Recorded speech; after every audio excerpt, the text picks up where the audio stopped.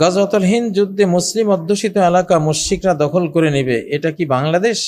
বর্তমানে পাকিস্তানের সাথে যে যুদ্ধ হচ্ছে সে যুদ্ধে ভারতের মুসলিম কার পক্ষ নেবে? আগত মালহামায় আমাদের সরকার যদি সহযোগিতা না করে তাহলে আমরা কিভাবে প্রস্তুতি নিতে পারি বা প্রস্তুতি রাখতে পারি? হিন্দুস্তানের বিরুদ্ধে যে যুদ্ধ হবে সেই যুদ্ধে কি সকল মুসলমানের উপর যুদ্ধ ফরজ? যদি মুসলিমদের একটা বিশেষ সংখ্যা যথেষ্ট না হয় তাহলে, অর্থাৎ এই যুদ্ধে যদি দেখা যায় সেনাবাহিনী আরও যারা আছে নিরাপত্তা বাহিনী তারা না কুলায়, তখন পর্যায়ক্রমে গোটা জাতির উপর এটা ফরজ আইন হয়ে যাবে। যদি আমরা না পারি তাহলে বিশ্বের অন্যান্য দেশের মুসলিমদের উপরে ফরজ হয়ে যাবে। অর্থাৎ এটাকে দমন করতে যত শক্তি লাগে, যত জনসংখ্যা লাগে, তত পর্যন্ত এটা যাবে। এইভাবে যদি গোটা মুসলিম জাহানের 57টা দেশ মিলে যুদ্ধটা করতে হয় তবুও করতে হবে। আর এটাতে আসবে সবাই, কারণ এখানে তো বিরাট সুসংবাদ আছে যে এই যুদ্ধে যারা যাবে সবার জাহান্নাম মাপ। এই জন্য ইরান, আফগানিস্তান, পাকিস্তান, বিভিন্ন অঞ্চল থেকে, সিরিয়া, ফিলিস্তিন, সারা বিশ্বের বড় বড় দেশ থেকে মুসলিমরা আসবে যুদ্ধ করার জন্য। আপনারা একা থাকবেন না এখানে।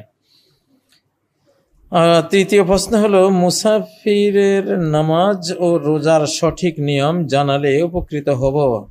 নামাজ তো আপনি জোহর, আসর, এশা এগুলো 2 রাকাত করে পড়বেন। এশা শুধু ভিতরটা পড়বেন, সুন্নত পড়া লাগবে না। জোহর, আসরও সুন্নত লাগবে না। মাগরিব 3 রাকাতেই থাকবে। আর ফজর 2 রাকাত সুন্নত, মুসাফিরের জন্য সুন্নত। আর 2 রাকাত ফরজ তো আছে। এইভাবে পড়বেন ইনশাআল্লাহ। আর যদি মুকিম ইমামের পিছে ইক্তেদা করেন তাহলে মুকিমের উনি যা পড়বেন আপনাকে তা পড়তে হবে, পুরা পড়তে হবে। আর যদি মুসাফির ইমামের পেছনে পড়েন তাহলে তো আপনারা সবাই মুসাফির, আপনারা কসর করেই পড়বেন ইনশাআল্লাহ। গাজওয়াতুল হিন্দ আগে অনুষ্ঠিত হবে না ইমাম মাহদির আগমন আগে ঘটবে? কোরআন হাদিসের আলোকে জানতে চাই। গাজওয়াতুল হিন্দ আগে হবে, এটা আগে শুরু হবে। এখন এটা ইমাম মাহদির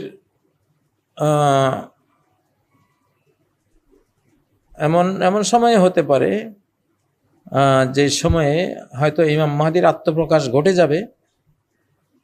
তো সে প্রাথমিক তার আত্মপ্রকাশের প্রাথমিক দিনগুলোতে এই যুদ্ধটা হবে। আল্লাহু আলম, তার আগেও হতে পারে। তো এখানে যেটা আছে যে ভারতীয় রাজাদেরকে অ্যারেস্ট করে লোহার শিকল জিঞ্জির পরিয়ে তোমরা নিয়ে যাবা, গিয়ে